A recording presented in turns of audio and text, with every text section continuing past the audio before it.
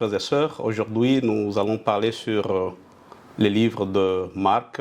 Nous allons parler nous allons être tantôt en Marc, tantôt en Matthieu. Nous allons bien sûr également parler de Josué, dans le livre de Josué, bien sûr. Ici nous commençons par Marc chapitre 10, verset 13. Dans Marc verset 10, verset 13, nous lisons, la Bible dit que de gens amenèrent à Jésus des petits-enfants pour qu'ils posent les mains sur eux, mais les disciples leur firent des reproches. Jésus le vit et s'en indigna. Laissez donc les petits-enfants venir à moi, ne les en empêchez pas, car le royaume de Dieu appartient à ceux qui leur ressemblent. Vraiment, je vous l'assure, celui qui ne croit pas le royaume, celui qui reçoit le royaume de Dieu comme un petit enfant, n'y entrera pas. Donc nous voyons ici, c'est l'histoire des enfants qui ont été amenés à Jésus. Vous connaissez, pour vous les lecteurs de la parole de Dieu, vous connaissez certainement comment cette histoire s'est passée. Il s'agissait de Jésus un jour. Les parents, ils ont amené leurs enfants pour que le Seigneur puisse étendre la main sur eux et qu'il les bénisse.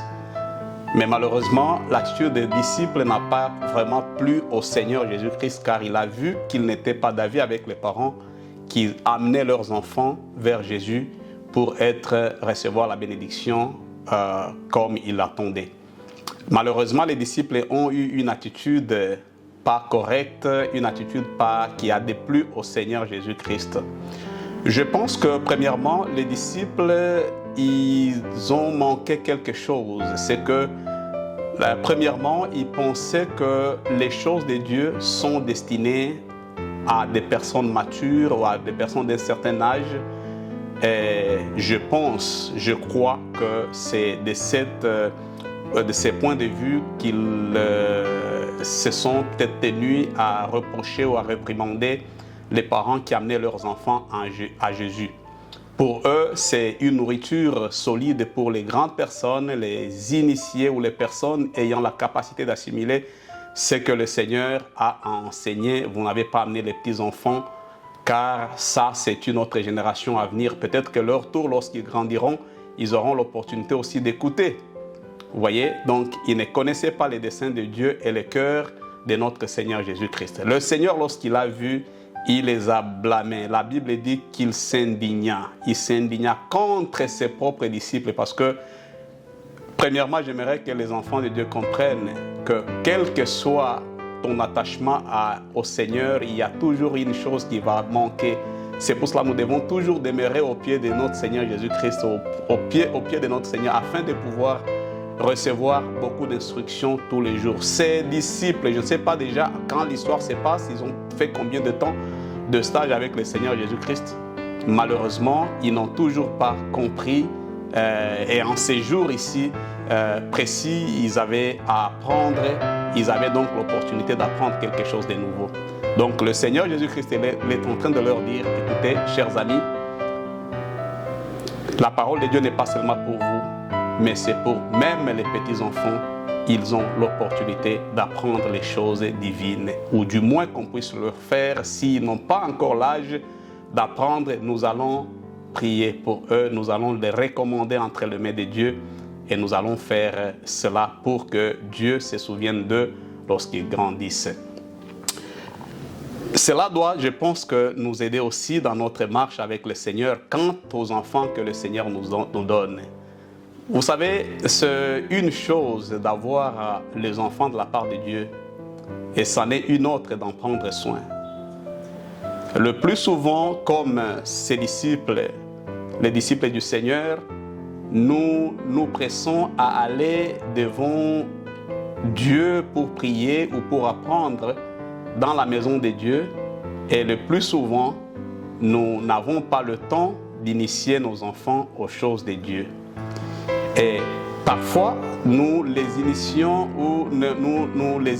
aux choses de Dieu de manière très superficielle et de manière très isolée. En fait, nous le faisons de manière intermittente, comme si nous ne voulons vraiment pas le faire, ou qui dirait il n'y a rien qui va leur intéresser en cette période. Ils doivent d'abord grandir, et dès qu'ils atteignent un certain niveau de vie ou un certain âge, ils seront capables maintenant d'apprendre comme nous sommes en train d'apprendre. Je vous dirais, chers frères et sœurs, que c'est une erreur grave, car l'histoire de notre Seigneur Jésus-Christ ici avec les disciples nous témoigne à suffisance que si nous avons la même attitude d'empêcher les enfants que nous avons, que le Seigneur a donné dans nos familles, et que nous puissions vraiment les retrancher des choses vraies, les choses de Dieu, nous allons indigner le Seigneur Jésus-Christ, et nous allons indigner son Père qui est dans le ciel. J'aimerais que vous compreniez une chose, chers frères et sœurs. Dans Josué chapitre 4, verset 6, je me trompe, oui, d'accord, dans le chapitre 4, verset 6 de Josué, lorsque les enfants d'Israël ont traversé le Jourdain, et il y a une histoire que le Seigneur a voulu raconter. Il dit, prenez 12 pierres pour chaque tribu et déposez-les là. Et il ajoute ceci, ce qui est important, que nous allons peut-être vraiment, qui va nous aider sur nos enfants, c'est qu'il dit, lorsque vos enfants verront ces pierres, ils vous poseront la question de savoir, chers parents, qu'est-ce que ceci signifie? Et vous leur répondrez qu'en ces jours-là, le Seigneur nous avait fait traverser le Jourdain pour aller hériter la terre promise.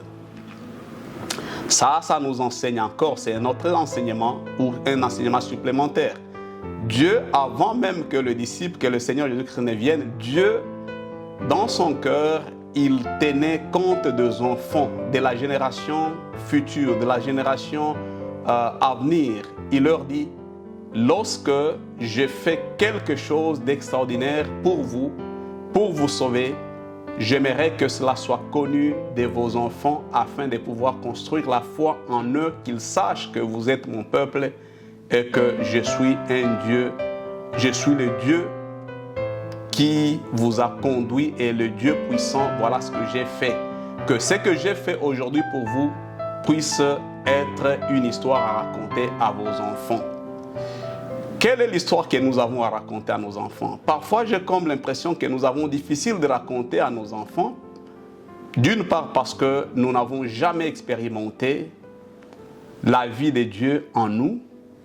Et si nous n'avons rien reçu, comment est-ce que nous allons leur communiquer ce que nous n'avons pas? Ça, c'est un. De deux, ce soit nous avons reçu de la part de l'Éternel, mais nous avons manifesté une attitude des disciples en ces jours-là, une attitude égoïste de croire que les choses de Dieu n'appartiennent qu'à nous, les adultes, mais pas aux enfants. Et là, dans tous les deux cas, nous aurons ou nous avons toujours tort. Le Seigneur nous confie les enfants. Le Seigneur veut que nous puissions leur raconter l'histoire de notre foi, l'histoire de notre salut, l'histoire de Dieu, l'histoire du plan de Dieu, l'histoire du royaume de Dieu. Voyez-vous? Et c'est ce que le Seigneur nous recommande. Depuis les temps anciens, il dit, racontez à vos enfants. Lorsqu'ils vous poseront la question, vous leur répondrez ainsi. Ainsi connaîtront qui je